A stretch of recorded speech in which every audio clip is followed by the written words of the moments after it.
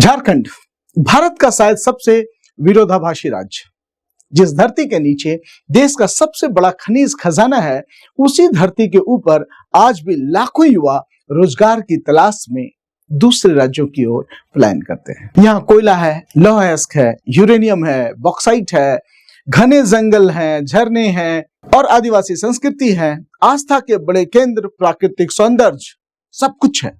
लेकिन एक सवाल आज भी पीछा नहीं छोड़ता। इतनी संपदा होने के बावजूद क्या झारखंड अपनी संभावनाओं के अनुरूप विकसित हो पाया है? 15 नवंबर 2000 जब झारखंड अलग राज्य बना, तब उम्मीद थी अब फैसले यही होंगे, उद्योग आएंगे, रोजगार बढ़ेगा, युवाओं का पलायन रुकेगा और खनिज संपदा झारखंड के विकास की ताकत बनेगी। लेकिन पिछले 25 वर्षों में सरकारें बदली, मुख्यमंत्री बदले, औद्योगिक नीतियां बदली, इन्वेस्टमेंट समिट हुए, सैकड़ों एमओयूज पर हस्ताक्षर हुए, हजारों करोड़ रुपए के निवेश प्रस्ताव सामने आए। लेकिन आज भी सबसे बड़ा सवाल वही है, इन घोषणाओं में से जमीन पर कितना उतरा?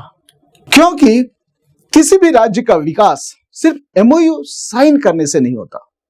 विकास तब होता है जब एमओयू कारखाने में बदलता है, कारखाना रोजगार में बदलता है और रोजगार लोगों की जिंदगी बदलता है। यही कारण है कि आज जब झारखंड सरकार विजन 2050 2050 की बात करती है, तो सवाल केवल भविष्य का नहीं बल्कि पिछले 25 वर्षों के अनुभव का भी है। 8 और 9 जुलाई 2026 दिल्ली के ताज पैलेस होटल में झारखंड सरकार ने देश के उद्योगपतियों, नीति विशेषज्ञों, तकनीकी कंपनियों, पर्यटन क्षेत्र के प्रतिनिधियों और निवेशकों को आमंत्रित किया। सरकार ने कहा, अब झारखंड सिर्फ माइनिंग स्टेट नहीं बल्कि tourism, artificial intelligence, digital economy, manufacturing और इनोवेशन के सहारे एक नए भविष्य की ओर बढ़ना चाहता है। लेकिन इतिहास को जानने वाला हर व्यक्ति एक सवाल जरूर पूछेगा, क्या इस बार कुछ अलग होने वाला है, या क्या यह भी पिछले 25 वर्षों की तरह एक और घोषणा बनकर रह जाएगा? नमस्कार, मैं हूं अमित मोदी और आप देख रहे हैं द स्पीकिंग झारखंड। आज हम किसी सरकार का प्रचार नहीं करेंगे, न ही किसी राजनीतिक दल का विरोध करेंगे। हम केवल तथ्यों, इतिहास और नीतियों के आधार पर यह समझने की कोशिश करेंगे कि आखिर विजन 2050 है क्या, नेशनल स्टेक होल्डर्स कंसल्टेशन में हुआ क्या, और क्या इस बार झारखंड की विकास यात्रा वास्तव में नई दिशा पकड़ सकती है? आइए पूरी बातचीत को 5 चैप्टर्स में समझते हैं। चैप्टर 1 परिचय, चैप्टर 2 आखिर हुआ क्या इस बार दिल्ली में, चैप्टर 3 25 वर्षों की निवेश यात्रा, सरकार का नया दांव, जरूरत या मजबूरी, और चैप्टर 5 उम्मीदें, चुनौतियां और सबसे बड़े सवाल। तो सबसे पहले समझते हैं आखिर दिल्ली के ताज पैलेस में ऐसा क्या हुआ जिसकी चर्चा आज पूरे झारखंड में हो रही है। क्या यह एक इन्वेस्टमेंट समिट था?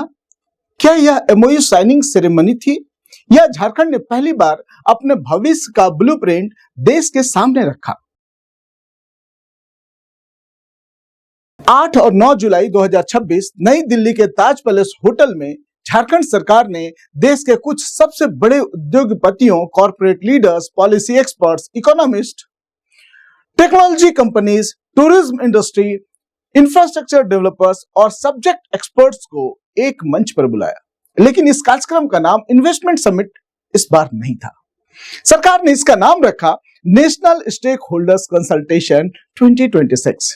यहीं से कहानी बदलनी शुरू होती है। आमतौर पर इन्वेस्टमेंट समिट में सरकार निवेशकों को बुलाती है, एमओयू साइन करती है और घोषणाएं करती है, लेकिन स्टेक होल्डर्स कंसल्टेशन कुछ अलग होता है।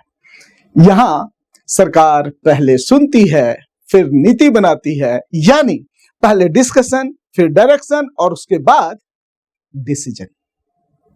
सरकार का दावा था कि झारखंड अब केवल खनिज संपदा के भरोसे विकास नहीं करना चाहता, बल्कि एक ऐसी अर्थव्यवस्था बनाना चाहता है जहां आर्टिफिशियल इंटेलिजेंस हो, टूरिज्म हो, डिजिटल इंफ्रास्ट्रक्चर हो, मैन्युफैक्चरिंग हो, इनोवेशन हो और प्राइवेट इन्वेस्टमेंट विकास का इंजन बने। यही वजह थी कि इस कंसल्टेशन का सबसे बड़ा उद्देश्य सिर्फ निवेश जुटाना नहीं बल्कि विजन 2050 तैयार करना था। एक ऐसा विजन जो 2026 नहीं 2050 के झारखंड की कल्पना करता है।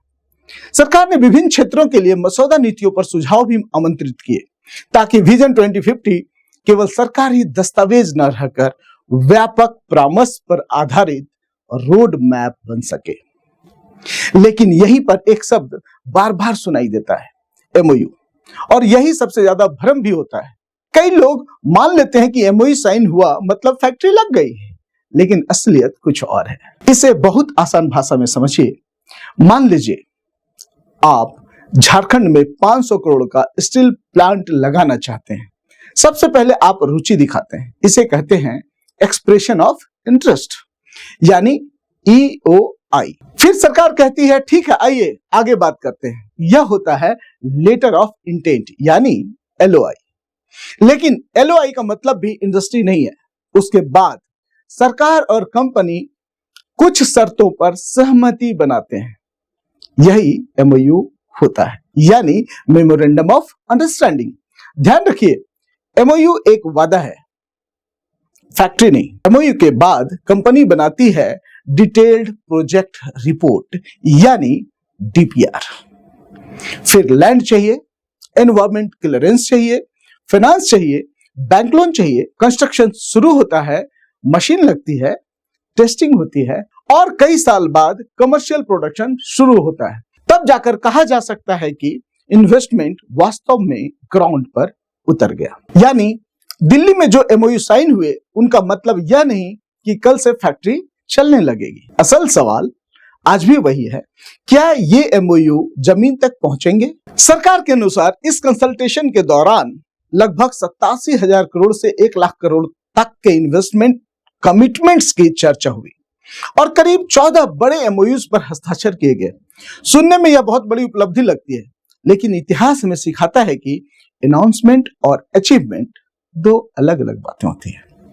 क्योंकि यह पहली बार नहीं है जब झारखंड ने बड़े निवेश की घोषणा की हो। इससे पहले भी कई सरकारें इन्वेस्टमेंट समिट्स, कई MOUs और कई बड़े सपने देख चुकी है। तो इस बार क्या अलग है और क्या इतिहास खुद को दोहराएगा? यही समझने के लिए हमें थोड़ा पीछे जाना होगा। साल 2000 में जब झारखंड बना तब से लेकर आज तक आखिर कितने निवेश सम्मेलन हुए, कितने MOU साइन हुए, कितने उद्योग वास्तव में लगे और हर सरकार ने झारखंड को किस दिशा में ले जाने की कोशिश की। आइए चैप्टर 3 की ओर चलते हैं। 25 वर्षों की निवेश यात्रा, वादे, MOUs और ग्राउंड रियलिटी। अगर आपको झारखंड की कहानी सिर्फ एक लाइन में समझानी हो तो शायद वो कुछ ऐसी होगी, अपार संभावनाओं वाला राज्य जो अब भी अपनी पूरी क्षमता तक नहीं पहुंच पाया। लेकिन ऐसा क्यों हुआ, इसका जवाब दिल्ली में नहीं इतिहास में छुपा है। आइए 25 वर्षों की इस यात्रा को सरकार दर सरकार समझते हैं। 15 नवंबर 2000 बिहार से अलग होकर भारत का 28वां राज्य बना झारखंड। एक नया राज्य, नई उम्मीदें, नई सरकार और एक बड़ा सपना कि अब झारखंड अपने संसाधनों से अपना भविष्य खुद लिखेगा। झारखंड के पहले मुख्यमंत्री बने बाबूलाल मरांडी। सबसे बड़ी चुनौती थी नया राज्य, नई व्यवस्था, नई औद्योगिक पहचान। इसी दौरान इंडस्ट्रियल पॉलिसी 2001 लाई गई। देश की बड़ी कंपनियों से बातचीत शुरू हुई। स्टील, माइनिंग, पावर, इंफ्रास्ट्रक्चर, इन क्षेत्रों में निवेश आकर्षित करने की कोशिश हुई। यही झारखंड की इन्वेस्टमेंट स्टोरी की शुरुआत थी। फिर मुख्यमंत्री बने अर्जुन मुंडा। यहीं से झारखंड देश के इंडस्ट्रियल मैप पर तेजी से उभरने लगा। कई बड़ी कंपनियों ने रुचि दिखाई। Tata steel, Mittal steel, Monnet, tech alloys, Chaibasa steel और कई अन्य कंपनियों के साथ MOUs हुए। सरकार का सपना था झारखंड देश का स्टील हब बने। लेकिन यहीं एक बड़ी चुनौती सामने आई, भूमि, वन स्वीकृतियां, स्थानीय विरोध और नीतिगत जटिलताएं। कई परियोजनाओं की रफ्तार धीमी पड़ने लगी। फिर आए मधुकोड़ा। यह वह दौर था जब झारखंड ने सबसे बड़े इंडस्ट्रियल ड्रीम्स देखें। Steel sector, mining, power, mega projects, लगातार एमओयू साइन हुए। देश भर की कंपनियां झारखंड की ओर देख रही थी। लेकिन इतिहास हमें बताता है कि सिर्फ एमओयू साइन होना फैक्ट्री बनने की गारंटी नहीं होता है। शिबू सोरेन के कार्यकाल में राजनीतिक अस्थिरता और नीतिगत चुनौतियां बनी रही। सरकारें बदली, राष्ट्रपति शासन भी आया और कई निवेश प्रस्ताव धीरे धीरे फाइलों में अटकने लगे। साल 2000 से 2010 तक झारखंड देश के सबसे आकर्षक इन्वेस्टमेंट डेस्टिनेशंस में गिना जाने लगा था। लेकिन यही एक सवाल भी पैदा हुआ, एमओयू कितने हुए या इंडस्ट्री कितनी लगी। 2010 के बाद नई सरकारें आई, नई नीतियां आई, पुराने एमओयूज की समीक्षा हुई। फिर 2017 में रघुवर दास सरकार ने मोमेंटम झारखंड आयोजित किया। करीब 209 से अधिक एमओयूज, लगभग 3 लाख करोड़ से अधिक के इन्वेस्टमेंट कमिटमेंट्स। एक बार फिर उम्मीदें बढ़ी। 2020 के बाद हेमंत सोरेन सरकार ने इन्वेस्टमेंट स्ट्रेटजी का स्वर बदलने की कोशिश की। पहले विदेशी निवेशकों से मुलाकात, फिर नई नीतियां और फिर विजन 2050 और 2026 में नेशनल स्टेक होल्डर्स कंसल्टेशन। इस बार सरकार ने सिर्फ माइनिंग नहीं बल्कि AI, tourism, digital economy, green growth और नॉलेज इकोनॉमी की बात की। अगर पूरे 25 वर्षों को देखें तो झारखंड की निवेश यात्रा 5 चरणों में दिखाई देती है। पहला, नई शुरुआत। दूसरा, बड़े औद्योगिक सपने। तीसरा, राजनीतिक अस्थिरता। चौथा, मेगा इन्वेस्टमेंट समिट्स और पांचवा, विजन 2050। लेकिन इतिहास एक और बात सिखाता है। घोषणाएं हर सरकार ने की, एमओयूज लगभग हर सरकार ने किए, पॉलिसीज हर सरकार लेकर आई, लेकिन जनता आज भी एक ही सवाल पूछ रही है, इनमें से जमीन पर कितना उतरा। और यहीं से कहानी सबसे दिलचस्प मोड़ पर पहुंचती है, क्योंकि समस्या एमओयू की नहीं, एग्जीक्यूशन की है। अगर एग्जीक्यूशन नहीं बदला तो विजन 2050 भी सिर्फ एक विजन बनकर रह जाएगा। 25 वर्षों का इतिहास हमें 2 बातें सिखाता है। पहली, झारखंड में निवेश की कमी कभी नहीं रही। दूसरी, निवेश को जमीन पर उतारना सबसे बड़ी चुनौती रही है। तो क्या इस बार सरकार ने उस चुनौती का समाधान ढूंढ लिया है या इतिहास फिर खुद को दोहराएगा? क्या सरकार ने अपनी विकास रणनीति बदली है या दुनिया बदल गई है और झारखंड को बदलना ही पड़ेगा? सरकार का नया दांव, जरूरी या मजबूरी?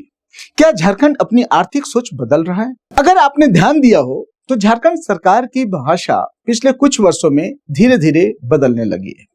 पहले हर चर्चा माइनिंग, स्टील, पावर और हैवी इंडस्ट्रीज के आसपास होती थी, लेकिन आज सरकार artificial intelligence, tourism, digital economy, innovation, startup, knowledge economy जैसे शब्द ज्यादा इस्तेमाल कर रही है।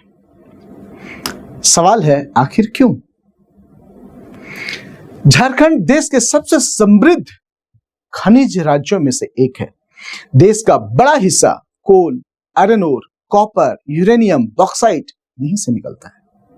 लेकिन एक कठिन सच्चाई भी है, खनिज संपदा हमेशा समृद्धि की गारंटी नहीं होती, क्योंकि माइनिंग रोजगार तो दे देती है लेकिन सीमित। वहीं खनिज एक दिन समाप्त भी हो सकते हैं और दुनिया धीरे धीरे ग्रीन एनर्जी, इलेक्ट्रिक मोबिलिटी और लो कार्बन इकोनॉमी की ओर बढ़ रही है। तो क्या झारखंड भी अपनी आर्थिक दिशा बदलने की तैयारी कर रहा है? नेशनल स्टेक होल्डर्स कंसल्टेशन 2026 में सरकार ने माइनिंग के साथ साथ 4 नए ग्रोथ इंजन्स की बात की। पहला, आर्टिफिशियल इंटेलिजेंस। दूसरा, टूरिज्म। तीसरा, डिजिटल इकोनॉमी और चौथा, एडवांस्ड मैन्युफैक्चरिंग। यानी सरकार का संदेश साफ था, भविष्य सिर्फ खनन का नहीं होगा। पहली बार झारखंड सरकार आर्टिफिशियल इंटेलिजेंस को पॉलिसी के केंद्र में रख रही है। लेकिन सवाल यह है, क्या एआई केवल पॉलिसी डॉक्यूमेंट रहेगा या सरकारी अस्पतालों, स्कूलों, कृषि, खनन और टूरिज्म तक भी पहुंचेगा। क्या रांची भविष्य में एक टेक्नोलॉजी हब बन सकता है? सरकार का दूसरा सबसे बड़ा दांव टूरिज्म। झारखंड के पास प्रकृति है, धार्मिक आस्था है, जनजातीय संस्कृति है, वन्य जीव हैं, झरने हैं, इतिहास है। लेकिन सवाल यह है कि क्या इन संभावनाओं को आर्थिक ताकत में बदला जा सकता है? क्योंकि टूरिज्म सिर्फ घूमने का उद्योग नहीं है, या होटल्स बनाता है, ट्रांसपोर्ट चलाता है, रेस्टोरेंट्स बढ़ाता है, स्थानीय हस्तशिल्प बेचता है, महिलाओं को रोजगार देता है, युवाओं को उद्यमी बनाता है और पूरे जिले की अर्थव्यवस्था बदल सकता है। दुनिया की नई अर्थव्यवस्था सड़क और पुल से आगे निकल चुकी है। अब data, digital infrastructure, cloud, innovation और टेक्नोलॉजी नए विकास के आधार बन चुके हैं। लेकिन सबसे बड़ा सवाल यही है, अगर बेंगलुरु, हैदराबाद, पुणे, नोएडा पहले से मौजूद हैं, तो झारखंड अपनी अलग पहचान कैसे बनाएगा? झारखंड लौह अयस्क निकालता है, लेकिन क्या उसी लौह अयस्क से उच्च मूल्य वाले फिनिश्ड प्रोडक्ट्स भी यही बनेंगे, या राज्य सिर्फ रॉ मटेरियल सप्लायर बना रहेगा? यही वैल्यू एडिशन का सबसे बड़ा प्रश्न है। आखिर में हर नीति, हर एमओयू, हर विजन, हर इन्वेस्टमेंट एक ही सवाल पर आकर रुकता है, रोजगार। अगर एआई आएगा तो कितनी जॉब्स बनेगी? अगर टूरिज्म बढ़ेगा तो कितने स्थानीय युवाओं को काम मिलेगा?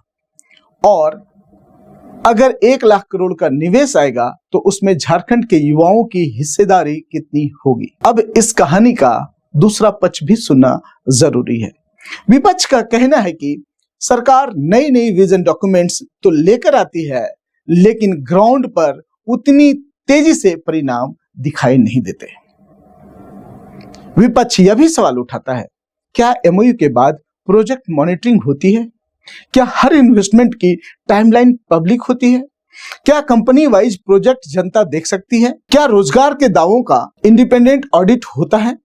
ये सवाल सिर्फ विपक्ष के नहीं, बल्कि हर टैक्स पेयर के हैं। सच्चाई शायद इन दोनों के बीच कहीं है। एक तरफ झारखंड के पास देश के सबसे बड़े प्राकृतिक संसाधन हैं, दूसरी तरफ भूमि अधिग्रहण, forest clearance, infrastructure, skill gap, policy continuity और एग्जीक्यूशन जैसी चुनौतियां आज भी मौजूद हैं। यही कारण है कि किसी भी विजन की सफलता उसकी घोषणा से नहीं, बल्कि उसके क्रियान्वयन से तय होती है। तो क्या विजन 2050 वास्तव में झारखंड की अर्थव्यवस्था को बदल देगा, या यह भी पिछले 25 वर्षों की तरह एक और महत्वाकांक्षी दस्तावेज बनकर रह जाएगा? इस सवाल का जवाब हमें भविष्य देगा। लेकिन पहले हमें यह समझना होगा कि जनता की अपेक्षाएं क्या है, सरकार से बड़े सवाल क्या हैं और सफलता को मापने का पैमाना क्या होना चाहिए।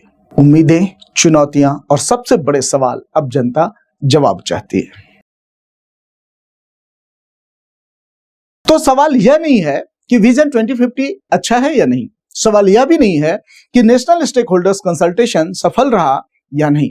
असल सवाल अब शुरू होता है, अब आगे क्या? इतिहास गवाह है, विजन डॉक्यूमेंट्स भारत में कई बने हैं, पॉलिसीज भी बनी है, एमओयूज भी हुए हैं, घोषणाएं भी हुई है, लेकिन किसी भी विजन की सफलता उसके कवर पेज से नहीं, बल्कि ग्राउंड रियलिटी से तय होती है।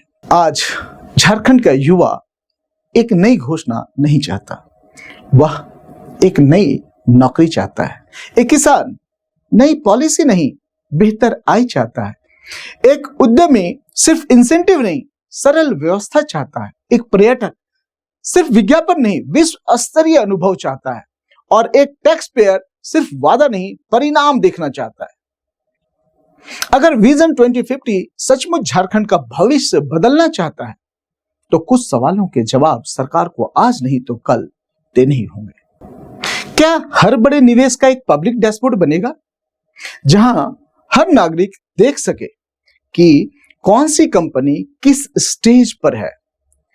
MOU, land, DPR, construction, commercial, production, employment. क्या सरकार